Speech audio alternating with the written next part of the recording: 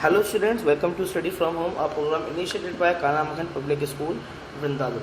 In this program, we provide you virtual classes directly to your home.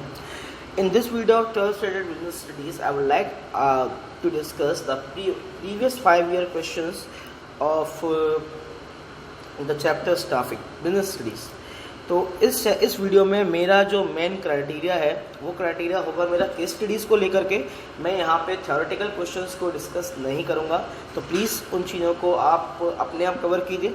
मैं case study discuss करने का जो main objective है वो यही है, जिससे कि आप लोगों को एक एक्सपोजर मिल सके, exposure of how to solve case study and किस तरह की केस स्टडी अब तक सीबीएसई ने एग्जाम में पूछी हैं। चलिए let us start with our video. The very first is aptitude test. Why is aptitude test conducted? Aptitude test is conducted to know about the learning ability of the employee जब new job में जाएगा तो उसकी learning abilities कैसी हैं, इस चीज़ को check करने के लिए आपका एप्टीट्यूड टेस्ट कंडक्ट किया जाता है। ठीक है। Second is trade test. Trade test क्यों किया जाता है? ट्रेड टेस्ट करने का मेन रीज़न होता है जिससे कि हम एम्प्लॉय की एग्जिस्टिंग एबिलिटीज़ को जान सकें। क्वेश्चन नंबर 3 है, केस स्टडी है, 1 मार्क में पूछी गई है। ध्यान देंगे कि क्या क्या हमारे लिए हाईलाइटेड है। चलिए, Vegatech enterprise was a company manufacturing refrigerators. The company had a functional structure with 4 main functions: production, marketing, finance and human resources. As the demand for the products grew, the company decided to hire more employees. देखिए, demand बढ़ी तो company को लगा कि उनको more employees higher करने की ज़रूरत है। तो हमें क्या करना है? We have to identify the concept which will help the human resource manager in identifying the types of human resource necessary for the performance of various jobs and accomplishment of organizational objectives. यहाँ पे हमें एक concept suggest करना है manager को, जिससे human resource manager human resource की requirement को जान पाए, उनकी और किस तरह की काम के लिए उसे किस तरह का वर्कर चाहिए। तो इसके लिए जो रिक्वायरमेंट है, तो इसके लिए जो हमारी रिक्वायरमेंट होगी, देखिए किसी भी ऑर्गेनाइजेशन को अगर एम्प्लॉय रिक्वायरमेंट जाननी है या उसे न्यू एम्प्लॉय चाहिए, तो ये जो प्रोसेस है वो आपका रिक्रूटमेंट कहलाता है। अब रिक्रूटमेंट में भी आपके अंदर प्रोसेस थे कि रिक्रूटमेंट स्टाफिंग प्रोसेस में, सॉरी ये आपका रिक्रूटमेंट का पार्ट नहीं था। जो स्टाफिंग प्रोसेस का सबसे पहला पार्ट अब यही है कि आप एस्टिमेट करते हैं कि आपकी मैन पावर रिक्वायरमेंट कितनी है। अब मैन पावर रिक्वायरमेंट में आज जो प्रोसेस है वो हमारा वर्कलोड एनालिसिस है। यानी कि जो प्रोसेस हम सजेस्ट करेंगे यहाँ पे, the HR manager should analyse the workload कि वर्कलोड कैसा है, and after the workload he should go for workforce and then compare both the factors. तो ये थी आपकी case study number 3। Hello students, अब देख लेते हैं case study number 5। Case study number 5 क्या कहते हैं, एक बार देखते हैं। Alpha enterprises is a company manufacturing water geysers. एक अल्फा एंटरप्राइजेस की कंपनी है जो वाटर गीजर्स बनाती है। ठीक है। The company has a functional structure with 4 main features: production, marketing, finance and human resource. As the demand for the product grew, the company decided to hire more employees. Identify the concept which will help the human resource manager in deciding the actual number of person required in each department. यानी कि हमें process बतानी है जिससे कि जो manager है वो ये पता कर सके कि हर डिपार्टमेंट में कितने वर्कर्स की रिक्वायरमेंट है। सेम पहले ऐसा क्वेश्चन है, सीबीएसई बोर्ड 2017 में पूछा गया क्वेश्चन है ये। ठीक है। तो वर्कलोड एनालिसिस का ही हमारा जो कॉन्सेप्ट लगेगा, बिकॉज वर्कलोड एनालिसिस से हम वर्क को एनालाइज करते हैं, उसके बाद ये रियलाइज करते हैं कि कितने वर्कर्स की हमें एट प्रेजेंट रिक्वायरमेंट है। ठीक है। तो ये है हमारा concept of workload analysis. Question number 6 आपका पूछा गया था 2019 में, जिसमें पूछा है डिफाइन वर्कफोर्स एनालिसिस। ठीक है। मैंने आपको बताया था डायरेक्ट थ्योरेटिकल क्वेश्चंस मैं डिस्कस नहीं करूँगा, मैं केवल कॉन्सेप्चुअल एंड आपके जितने भी केस स्टडीज हैं केवल उन्हीं क्वेश्चंस को मैं यहाँ पे डिस्कस करूँगा। चलते हैं केस स्टडी नंबर 7 पर। केस स्टडी नंबर 7 क्या कह रही है, देखते हैं। Biru Nandan, chairman of the Lalit group of companies, founded Biru university for under graduate and post graduate courses in diverse discipline. Biru Nandan ने आपका कॉलेजेस का एक यूनिवर्सिटी सेटअप की, इसका नाम था बीरू यूनिवर्सिटी। ठीक है। The information technology department of the Lalit power limited had new vacancy release to cyber security, यानी कि जो ललित ग्रुप है उसके पास इंफॉर्मेशन टेक्नोलॉजी के लिए आपका वैकेंसी है, ठीक है, साइबर सिक्योरिटी से related. The human resource department of the company decided to recruit fresh engineering graduate from Biru university for the same, यानी कि उसके लिए जो हायरिंग का डिसीजन लिया गया वो लिया गया क्या कि वो बीरू यूनिवर्सिटी से फ्रेश इंजीनियर्स को हायर करेंगे। Identify the type of source of recruitment, यहाँ पे हमको क्या फाइंड करना है, हमें सोर्स ऑफ रिक्रूटमेंट फाइंड करना है, यानी कि रिक्रूटमेंट का कौन सा सोर्स है। सबसे पहले मैं आपको बता दूं रिक्रूटमेंट होता क्या है। Recruitment is the process of attracting employees for the vacant position, ठीक है। और यहाँ पे जैसा एक यूनिवर्सिटी से फ्रेश एम्प्लॉयज़ हायर करने की बात हो रही है, तो that is the internal source of that is the external source of management. And external source of management में भी कौन सा सोर्स है, ये है आपका कैंपस प्लेसमेंट। कैंपस प्लेसमेंट में जहाँ पे कोई फर्म जो है वो किसी इंस्टीट्यूशनल ऑर्गेनाइजेशन के कैंपस में जाके वहाँ से ग्रेजुएट्स एंड पोस्ट ग्रेजुएट्स को हायर करती है, ठीक है। तो ये थे हमारे एंड ऑफ 1 मार्क क्वेश्चन, और ये क्वेश्चन पूछा गया है आपका CBSE 2019 में, ठीक है। अब हम चलते हैं अपने 3 मार्क्स क्वेश्चन पे। 3 मार्क्स क्वेश्चन में मैं सबसे पहला क्वेश्चन क्या है, 3 मार्क्स क्वेश्चन में सबसे पहला क्वेश्चन है question number 8। Recruitment is one of the special activity performed by human resource management, mention any 2 other specialised activity of human resource management. देखिए, ह्यूमन रिसोर्स मैनेजमेंट की जो सबसे पहली जो स्पेशलाइज्ड एक्टिविटी है वो है रिक्रूटमेंट। उसके बाद ह्यूमन रिसोर्स की स्पेशलाइज्ड अदर एक्टिविटीज़ के बारे में बात करें, देखिए एक्टिविटी और एलिमेंट ऑफ ह्यूमन रिसोर्स या स्टाफिंग की मैं बात करूं तो पहला रिक्रूटमेंट हो गया, सेकंड और थर्ड इसमें आ जाएंगे सिलेक्शन एंड ट्रेनिंग, ठीक है। तो आप वो यहाँ पे डिस्कस कर सकते हैं। Question number 9, state any 3 merits of external source of recruitment, ये आप अपने आप करेंगे, डायरेक्ट क्वेश्चन है। 10, describe briefly the following methods of training, apprenticeship, internship. ये भी मैंने अभी जस्ट थोड़ी देर पहले, इससे पहले वाले वीडियो में ये मेथड जो है वो डिस्कस किए थे, तो ये आपको खुद से करने हैं, ठीक है। उसके बाद क्वेश्चन नंबर 11 क्या कहता है,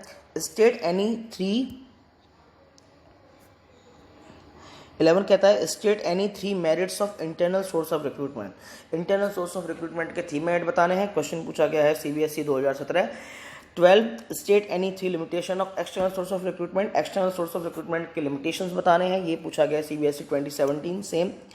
इसके एक्सटर्नल सोर्स ऑफ रिक्रूटमेंट में सबसे बड़ा जो फैक्टर है लिमिटेशन का, वो है आपके जो एग्जिस्टिंग एम्प्लॉय हैं वो डिसऑनर्ड होते हैं, यानी वो ये सोचते हैं कि क्या वो लायक नहीं है जो किसी बाहर को वाले को अपॉर्चुनिटी दी जा रही है। तो इस तरह के कुछ 3 उसमें वहाँ पे आप लिमिटेशंस इसके लिख सकते हैं। अब हम डिस्कस करेंगे क्या, क्वेश्चन नंबर 13, ठीक है, जो केस स्टडी है 3 नंबर में पूछी गई थी ये केस स्टडी, तो ये हमारा हाईलाइटेड पार्ट रहेगा, जैसा कि हमारा हमेशा रहता है कि केस स्टडीज़ को ही मैं डिस्कस करता हूँ इस वीडियो में, बिकॉज केस स्टडी हमेशा स्टूडेंट्स के लिए एक बहुत बड़ा हेडेक रहती है। क्वेश्चन नंबर 13 का कहता है, Atul the assistant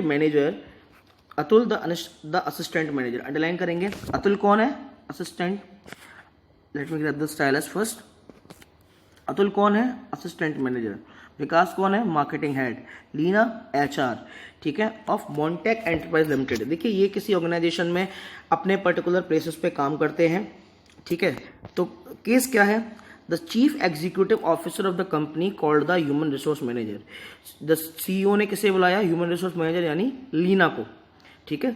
the chief executive officer of the company called the human resource manager Leena and requested her to fill up the vacancies before leaving the organisation, ठीक है। तो उसने बोला कि उसको ऑर्गेनाइजेशन छोड़ने से पहले जो वैकेंसीज हैं उनको फिल करके जाना पड़ेगा लीना को। Leena suggested that her subordinate miss Rama Wadhwa is very competent and trustworthy. If she could be moved up in the hierarchy, she would do the needful. उसने ये सजेशन दिया कि अगर उसकी सबऑर्डिनेट है रीमा वाधवा, यानी उसके नीचे जो काम करती हैं उसको अगर ऊपर लाया जाए तो वो अच्छा काम करके देगी।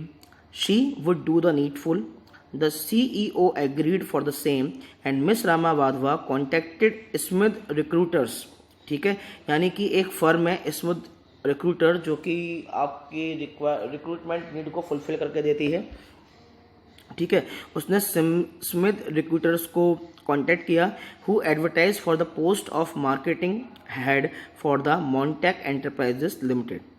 They were able to recruit a suitable candidate for the company. Atul's vacancy was filled up by screening the database of unsolicited application lying in the office. ठीक है, अब अतुल की जो वैकेंसी, देखिए जो काम कौन कौन छोड़ रहे थे, अतुल, विकास और लीना. ठीक है, अब सबसे पहले लीना अपनी जगह किसको लगा गई, मिस रामा वाधवा को. ठीक है, उसके बाद स्मिथ रिक्रूटर की हेल्प से एक मार्केटिंग हेड उन्हें मिल गया. मार्केटिंग हेड यानी कि विकास की जगह पे एक बंदा उन्होंने स्मिथ रिक्रूटर से हायर किया. ठीक है, उसके बाद they were able to recruit a suitable candidate for the company और Atul's vacancy was filled up by screening the database of solicited application.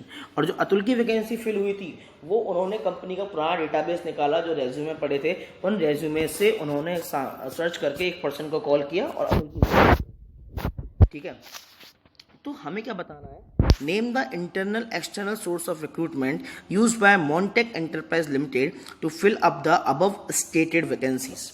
यानी हमें इंटरनल एक्सटर्नल सोर्सेस को डिफाइन करना है कि किस तरह से जो हमारा जो इसमें रिक्रूटमेंट हुआ है तीनों के जाने के बाद वो किस तरह से हुआ है. सबसे पहले मैं लीना का बताना चाहूँगा.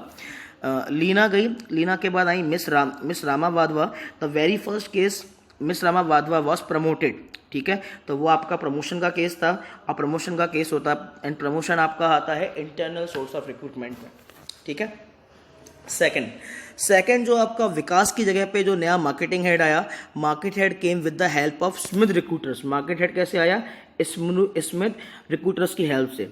तो जो marketing head was appointed with the help of Smith recruiters and Smith recruiters are the placement agency. जब बाहर से आप किसी एजेंसी को कांटेक्ट करते हो तो वो एजेंसी होती है हमारी प्लेसमेंट एजेंसी. तो जो हमारा सेकंड टाइप ऑफ रिक्रूटमेंट है मार्केटिंग हेड का, that is from Smith recruiters and that is the type of placement agencies. ठीक है, एंड ये आपका एक्सटर्नल सोर्स ऑफ रिक्रूटमेंट है. थर्ड क्या है आपका, देखिए जो कंपनी के डेटाबेस से कॉल किया गया, कंपनी के डेटाबेस से कॉल करने का मतलब ये होता है कि आपने कैजुअल कॉल की है. तो थर्ड जो हमारा डेटाबेस है यहाँ पे वो हमारा आएगा कैजुअल कॉलर्स. ठीक है, तो यहाँ पे हमारे तीनों केस में अतुल का जो केस था, अतुल का कैजुअल कॉलर, विकास का प्लेसमेंट एजेंसीज एंड लीना के प्लेस पे जो आया वो हुआ हमारा प्रमोशन. ये तो हमारा पार्ट ए. पार्ट बी क्या कहता है, part B also state any one merit of each of the above identified source of recruitment. देखिए मैंने यहाँ पे केस ढूंढने में आपकी हेल्प की, बट आंसर इसका जो डायरेक्ट आंसर है, जो आपको मेरिट लिखने हैं ईच सोर्स के, वो आपको बुक से देख के या अपनी नॉलेज के बेसिस पे लिखने हैं. तो I discuss only a part of 13 case study number 13. हम चलते हैं अब next case study number 14. Case study number 14 क्या कहती है, एक बार देख लेते हैं. The worker of Garg limited are unable to work on new computerised machines imported by the company. ठीक है, यानी गर्ग लिमिटेड है वो न्यू कंप्यूटराइज्ड मशीन पे काम नहीं कर पा रहे हैं जो कंपनी ने इनकी डिमांड को फिल करने के लिए बाहर से मंगाई है. Therefore, the workers are seeking extra guidance from the supervisors and supervisor is overburdened with the frequent calls of worker. यानी वर्कर चाहते हैं कि सुपरवाइजर उनकी हेल्प करे और सुपरवाइजर जो है वो ओवरबर्डन्ड हो गया है फ्रीक्वेंट कॉल ऑफ वर्कर्स से. Suggest how the supervisor by increasing the skills and knowledge of workers can make them handle their work independently. Also state any 3 benefit that the workers will derive by the decision of the superior. यानी कि हमें आपको supervisor को 3 method suggest करने हैं जिससे worker की knowledge and skills को डेवलप किया जा सके. देखिए नॉलेज एंड स्किल को डेवलप करने वाला मेथड आपका जो होता है स्टाफिंग में वो है आपका कौन सा, ट्रेनिंग. ठीक है, so the method discuss here training of the employees. और ट्रेनिंग आपकी कैसी, देखिए मशीन आपकी एक्सपेंसिव है तो यहाँ पे ट्रेनिंग आपकी वेस्टिब्यूल ट्रेनिंग जो है फॉलो की जा सकती है। वेस्टिब्यूल ट्रेनिंग का मतलब ये होता है कि यहाँ पे exact on the job training नहीं होती, आपको उस मशीन के रेप्लिका पे पहले वर्क कराया जाएगा। If you pass that test and if you are okay with the replica then you are good to go with the real machine. ठीक है, अब इसके बेनिफिट क्या हैं? बेनिफिट है आपका प्रमोशन एंड करियर ग्रोथ होती है एम्प्लॉयज़ की, ठीक है, एंड वो ज़्यादा अर्न कर पाते हैं after the training. It reduces accident, सबसे बड़ी बात है पॉसिबल एक्सीडेंट ख़त्म हो जाते हैं इस सिचुएशन के बाद, क्योंकि देखिए बिजनेस में अगर आपका एम्प्लॉय ट्रेंड नहीं होगा तो एक्सीडेंट होने के चांसेस बहुत ज़्यादा रहेंगे। ठीक है, तो एम्प्लॉयज़ का ट्रेंड होना बहुत ज़्यादा ज़रूरी है। तो इस तरह के जो आपके रीजंस हैं जो एम्प्लॉयज़ के लिए बेनिफिशियल है ट्रेनिंग, वो आप यहाँ पे लिख सकते हैं। हम चलते हैं अपनी नेक्स्ट केस स्टडी पे। नेक्स्ट केस स्टडी हमारी कहाँ है देखते हैं। ये हमारे 3 मार्क क्वेश्चन खत्म हो गए, अब हमारे आ गए क्वेश्चन आपके 4 मार्क क्वेश्चन। 4 मार्क क्वेश्चन देखते हैं। क्वेश्चन नंबर 17 से हमारे 4 मार्क क्वेश्चन हैं। क्वेश्चन नंबर 17 का कहता है why employ being lethargic when the organisation uses internal source of recruitment state. अब देखिए ये क्वेश्चन मैं यहाँ पे डिस्कस करना चाहूँगा। ठीक है, डिस्कस क्यों करूँगा मैं, बिकॉज मुझे लगता है कि ये क्वेश्चन मुझे यहाँ पे डिस्कस करना चाहिए। यहाँ पे जो टर्म है वो लेथार्जिक है। ठीक है, यानी कि जब कंपनी जो है वो internal source of recruitment, why employees become lethargic when the organization use internal source of recruitment state, यानी कि जब कंपनी रिक्रूटमेंट के लिए इंटरनल सोर्स यूज़ करती है तो जो एम्प्लॉय है वो केयरलेस क्यों हो जाते हैं। देखिए इसका रीज़न ये है कि employ become lethargic when company use internal source of recruitment. The reason behind is that because the employees knows that after a particular time they are definitely going to be promoted. The state of competition in which they forgets that state of competition because they know no matter what all they have to do they'll have to survive. ठीक है, they don't want to improve their work, they don't want to show something different and that's why they become lethargic on if their promotion is certain. ठीक है, promotion एक example है आपका internal source का। तो जब आपको बिना मेहनत के, बिना अपने आप को प्रूव किए चीज़ें टाइम टू टाइम मिल जाएंगी तो definitely the employ will turn into lethargic. वो अपने आप को प्रूव नहीं करेंगे, कंपटीशन खत्म हो जाएगा। वर्कर्स के बीच में सर्वाइवल का जो कंपटीशन होता है ना, उसी से हमें एक ऑर्गेनाइजेशन को फ़ायदा होता है। बिकॉज हर एम्प्लॉई है वो अपने आप को बेस्ट साबित करना चाहता है, हर कोई ऊपर पहुंचना चाहता है, लेकिन जब ऊपर पहुंचने का एक पर्टिकुलर मेथड ही फॉलो नहीं हो रहा है तो उस सिचुएशन में जो एम्प्लॉई हैं वो आपके केयरलेस और लेथार्जिक हो जाते हैं। ठीक है, तो ये है आपका 17 का आंसर। 18 देखते हैं। How is training of the employ beneficial for the organisation, state by giving any 4 reasons. Training of the employ is beneficial for the organisation, ये आपको सीधा टॉपिक से पूछा गया क्वेश्चन है। ऊपर आपका कॉन्सेप्चुअल क्वेश्चन था। Question number 19, explain briefly transfer and promotion in internal source of recruitment. Transfer and promotions को आपको एक्सप्लेन करना है, what are the transfer and what are the promotion. 20, explain briefly casual callers and labour contractors, ये भी आप explain करेंगे। ठीक है, स्टडी के बाद और समझ के क्या है। 21, explain direct recruitment and advertisement as external source of recruitment. आपको एक्सटर्नल सोर्स ऑफ रिक्रूटमेंट में डायरेक्ट रिक्रूटमेंट एंड एडवर्टीजमेंट को डिस्कस करना है। मैं डिस्कस करूंगा आपका क्वेश्चन नंबर 22। ठीक है, 22 क्या है? 22 एक बहुत बड़ी केस स्टडी है। समझते हैं क्वेश्चन नंबर 22 क्या कहता है। चलिए, क्वेश्चन नंबर 22 कहता है Zeno limited, a global information technology consulting, wait a minute, Zeno limited is a global information technology consulting company with 45,000 employees. Jio limited एक ग्लोबल आईटी कंपनी है, उसके पास एम्प्लॉय हैं 45,000, serving over 600 client in 23 countries. Its CEO, Mr. Neil Suman, guided the company through decades of diversification and growth to emerge as one of the leading Indian companies in the software industry. The company has set standards in ensuring the best training opportunities for its employees। और company time to time ये assure करती है अपने standards में कि उसके employees को best training available हो सके।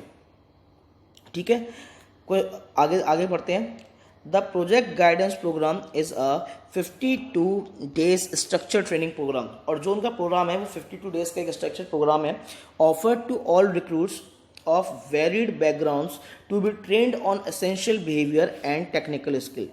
एक ट्रेनिंग प्रोग्राम है 52 डेज का जो सारे नए स्कूल्स के लिए ज़रूरी है, ठीक है, जो क्या है, that prepares them to work in live customer projects।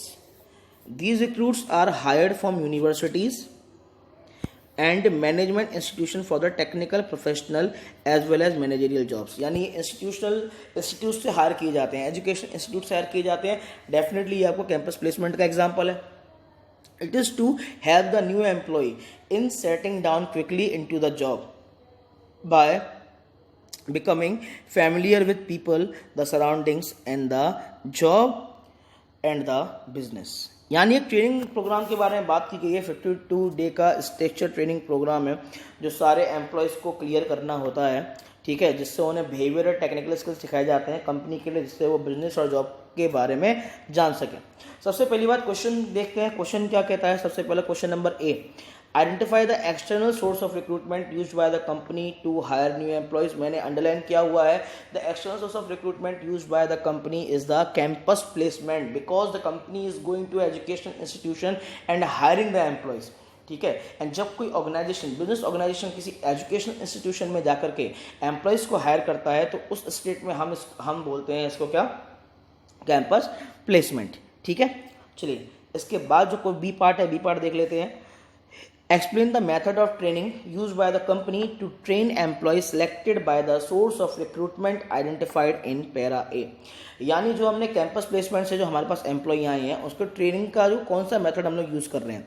देखिए ट्रेनिंग का मेथड जो हम यूज़ कर रहे हैं, हम पहले यहाँ ध्यान देंगे, उनको बिहेवियर एंड बैकग्राउंड सिखाना है और उनको क्या है, new employee in the setting down quickly into the job by becoming familiar with the people.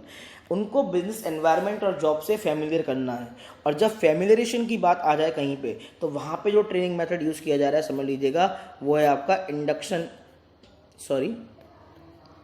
वो है आपका कौन सा, इंडक्शन मेथड ऑफ ट्रेनिंग। ये आपका इंडक्शन मेथड है ट्रेनिंग का, ठीक है। सी क्या कहता है, state 2 ways in which the project readiness program can benefit Zeno Limited। हमें 2 वे बतानी है जिससे कि ये जो प्रोग्राम है आपका इंडक्शन प्रोग्राम है वो किस तरह से आपका बेनिफिशियल हो सकता है ऑर्गेनाइजेशन के लिए। देखिए सबसे बड़ी बात है कि वेस्टेज नहीं होगी। जब आपका एम्प्लॉय जान जाएगा वर्क को, तरीके को, तो it will avoid the wastage of effort as money and efforts and money as training is systematic learning. Second जो फ़ायदा हो सकता है, it will enhance employees productivity की जो एम्प्लॉय की प्रोडक्टिविटी है वो एनहेंस होगी, ठीक है। और जो जितने भी एम्प्लॉयज़ जो चीज़ें सीख रहे हैं, एक फ्यूचर मैनेजर हमें यहाँ से मिल सकता है, ठीक है। और उसके बाद ये क्या है, इफ़ेक्टिव रिस्पॉन्स मिल सकता है ऑर्गेनाइजेशन को इन एम्प्लॉय से in the time of changing environment, ठीक है। तो ये है आपकी केस स्टडी नंबर 22, ठीक है, जहाँ पे मेथड जो डिस्कस किया गया आपका इंडक्शन ट्रेनिंग आपका ऑन द जॉब ट्रेनिंग होती है, और जो आपका रिक्रूटमेंट का जो मेथड था वो था आपका कैंपस प्लेसमेंट, और कैंपस प्लेसमेंट आपका एक्सटर्नल सोर्स ऑफ रिक्रूटमेंट है। अब देख लेते हैं हम case study number 23। Case study number 23 क्या कहती है, देखते हैं। Vandana public school had a vacancy of a maths teacher. एक कोई स्कूल है वंदना पब्लिक स्कूल, और वहाँ पे जो वैकेंसी है वो वहाँ पे मैथ टीचर की वैकेंसी अवेलेबल है, ठीक है। They are looking for a smart and creative teacher having a drive for excellence. And वो ढूंढ रहे हैं एक स्मार्ट एंड क्रिएटिव टीचर जो एक्सीलेंस हो अपने फील्ड में। And advertisement was giving in all leading dailies. Since the response was huge, the school examined all the application from and rejected the candidates who did not have necessary qualification। School ने क्या किया, सबसे पहले सारे forms को देखा and उसके बाद जितने भी फॉर्म्स थे जो उनकी ज़रूरत के नहीं थे सबको उन्होंने रिजेक्ट कर दिया। जो मैंने अभी अंडरलाइन की है लाइन वो देखिएगा। इसके बाद there after a test was conducted to measure the existing skills of the candidate, ठीक है। उसके बाद उनके एग्जिस्टिंग स्किल को चेक करने के लिए क्या किया गया, एक टेस्ट कंडक्ट किया गया, ठीक है। इसके बाद जो थर्ड पॉइंट नेक्स्ट है, वो क्या है, after that it was followed by a formal in depth conversation with the principle of the school and the panel of maths expert. आप देखेंगे कि मैंने इसमें अलग अलग कलर से हाईलाइट किया हुआ है। इसके रीज़न ये है कि वो लाइनें हमारी आंसर हैं। जो लाइन पे मैंने हाईलाइट किया है, दोज लाइन्स आर आंसर्स। ठीक है, क्वेश्चन देखते हैं। क्वेश्चन क्या है, explain the steps that have been performed by Vandana public school in the process of identifying and choosing the best candidate. देखिए, स्टेप्स की बात करूँ तो सबसे पहले मेरा जो ब्लू लाइन से हाईलाइटेड है, एप्लीकेशन फॉर्म को चेक करके रिजेक्ट कर देना, दैट इज प्रिलिमिनरी स्क्रीनिंग। यानी कि एक जनरली स्क्रीनिंग की गई है सारे के सारे फॉर्म्स की, एंड जो क्वालिफाइड नहीं थे उनको रिजेक्ट कर दिया गया। इसके बाद एक टेस्ट किया गया उनकी एग्जिस्टिंग नॉलेज को जानने के लिए, that is the selection test और द ट्रेड टेस्ट। ठीक है, जिनमें ये जाना गया कि उनकी करंट नॉलेज कितनी है। इसके बाद जो कन्वर्सेशन था प्रिंसिपल के साथ, वो था आपका क्या, वो था आपका example of interview, personal interview. ठीक है, तो यहाँ पे 3 मेथड फॉलो किए गए। ठीक है, जो आपका सिलेक्शन के। ठीक है, उसके बाद give the name and also the meaning of the test which was conducted by the school. ठीक है, देखिए जो टेस्ट कंडक्ट किया गया वो था आपका ट्रेड टेस्ट। ठीक है, जो हमारे पहला क्वेश्चन था, सिलेक्शन के स्टेप पूछे गए थे। सिलेक्शन का स्टेप आपका प्रिलिमिनरी स्क्रीनिंग हो गया। ठीक है, सिलेक्शन टेस्ट हो गया, और उसके बाद एम्प्लॉयमेंट इंटरव्यू।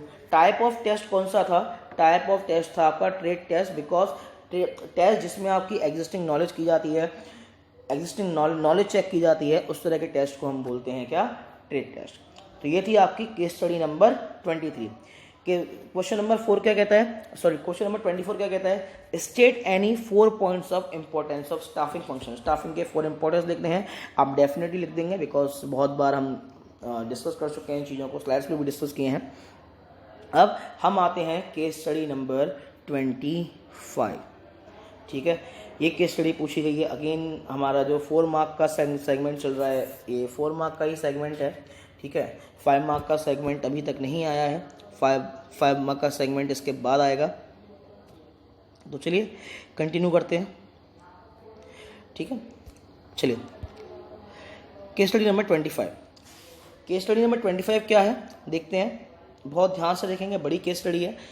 मैं केस स्टडी साथ साथ एक्सप्लेन इस वजह से करते चलता हूँ जिससे कि आप लोगों के माइंड में जो भी क्वेरी बन रही हैं वो क्वेरीज नहीं बने, और अगर बन रही हैं तो उन क्वेरीज को आप ज़्यादा से ज़्यादा एंड बड़े से बड़े नंबर में अपनी क्वेरीज को मुझ तक लेके आ सकें। केस स्टडी नंबर 25 कहती है, Ganesh was concerned about the sedentary lifestyle people are leading nowadays. Ganesh को आजकल के लोगों की जो लाइफस्टाइल है वो बिल्कुल पसंद नहीं है, कंसर्न है वो चीज़ को लेकर के। Their dependency on outside food is also increasing because corporate work cultures demand working till late night at offices. उनका जो बाहर खाने का कल्चर है, ठीक है, वो भी इंक्रीज हो रहा है बिकॉज जो कॉर्पोरेट ऑफिसेस हैं वो लेट नाइट तक वर्क करते हैं। So he decided to start a restaurant. उसने क्या किया, एक रेस्टोरेंट को स्टार्ट करने के बारे में सोचा। Healthy eating point to provide healthy food options to customer. After completing planning and organizing function, he identified the various job positions that are required to be filled. जैसे general manager, an accountant, 2 chefs, 2 boys for serving the food in the restaurant, and 3 boys for home delivery for food. ठीक है, उसने सोचा क्या, he decided that his father Karan would be the general manager of the restaurant. He would be paid 50,000 per month for his services. His father requested him to appoint his friend's son Prem as an accountant. यानी उन्होंने बोला कि उसके जो friend का बेटा प्रेम उसको as accountant hire कर ले। Prem as an accountant who is well qualified for the post. Ganesh agreed to this proposal. ठीक है, earlier Prem had a business of providing unskilled workers to different organization. पहले प्रेम की एक बिजनेस था जिसमें वो वर्कर जो ऑर्गेनाइजेशंस को अनस्किल्ड वर्कर प्रोवाइड करता था, लेबर कॉन्ट्रैक्टर्स, ठीक है, for remote areas of the country. So Prem took permission from Ganesh to continue with the old business. तो प्रेम ने परमिशन ले ली जिससे कि वो ओल्ड बिजनेस कंटिन्यू रख सके. Ganesh happily agreed and asked him to provide 5 boys for serving and delivering the food. यानी 5 unskilled worker चाहिए उन्हें, ठीक है, For the appointment of the two chefs, Ganesh approached a renowned hotel management institute and was satisfied with the chefs provided by the institute. ठीक है, उसने father को general manager रखा, प्रेम को अकाउंटेंट, और प्रेम का जो लेबर कॉन्ट्रैक्टर था उसको अनस्किल्ड वर्कर चाहिए थे, तो प्रेम का जो वो है जो ऑर्गेनाइजेशन है वो आपका लेबर कॉन्ट्रैक्टर्स हैं, बिकॉज अनस्किल्ड वर्कर्स आपको लेबर कॉन्ट्रैक्टर्स प्रोवाइड कराते हैं. ठीक है, स्किल्ड आपको प्लेसमेंट एजेंसीज प्रोवाइड करवाती हैं. ठीक है, उसके बाद जो हमारा वो आप कहाँ गया, वो होटल मैनेजमेंट इंस्टीट्यूट गया और वहाँ से उसने शेफ हायर किए, तो ये आपका कैंपस प्लेसमेंट हो गया. तो देखते हैं क्या कहता है हमारा question number 8. Quoting the line from the above paragraphs, explain the two sources of recruitment being used by Ganesh for filing up the vacancies for various job position. देखिए टू सोर्स उसने कौन कौन से यूज किए, उसने to source उसने use किए क्या, वो था आपके internal source of recruitment and external source of recruitment. यहाँ पे 3 सोर्स यूज किए, यहाँ पे ये दोनों ही सोर्स यूज किए गए हैं. कैसे, देखो उसके फादर ने यहाँ पे रिकमेंड, इसको मैं ब्लू से करूँगा, his father requested him to appoint his friend son Prem as an accountant. ये आपका इंटरनल सोर्स ऑफ रिक्रूटमेंट है. ठीक है, इंटरनल सोर्स ऑफ रिक्रूटमेंट में जहाँ पे जो एम्प्लॉई हैं वो सजेशन देते हैं. ठीक है, और यहाँ पे जो एम्प्लॉई है, रिकमेंडेशन ऑफ एम्प्लॉई, यहाँ पे एम्प्लॉई एक्चुअली है, इंटरनल सोर्स ऑफ रिक्रूटमेंट नहीं है, एक्सटर्नल सोर्स ऑफ रिक्रूटमेंट ही है, जहाँ पे एम्प्लॉयज़ जो है सजेशन देते हैं और एम्प्लॉयज़ के सजेशन के बेसिस पे उनके रिलेटिव्स या उनकी फैमिली में से किसी को हायर कर लिया जाता है. ठीक है, हम करण के फादर को नहीं गिनेंगे बिकॉज वो उसके फादर हैं, तो यहाँ पे वो एक रिक्रूटमेंट का एक सोर्स नहीं है. ठीक है, लेकिन प्रेम का जो रिक्रूटमेंट था वो रिकमेंडेशन पे हुआ था, तो रिकमेंडेशन ऑफ द एम्प्लॉयज़ पहला जो मैंने ब्लू से आपको अंडरलाइन किया है. अब एक मैं अंडरलाइन करूँगा ब्लैक से. ब्लैक से हमारा जो है वो क्या है, सेकंड वाला, Prem had a business of providing unskilled workers to different organisations from remote areas of the country. Prem took permission from Ganesh to continue the old business. Ganesh happily agreed and asked him to provide 5 boys for serving and delivering the food.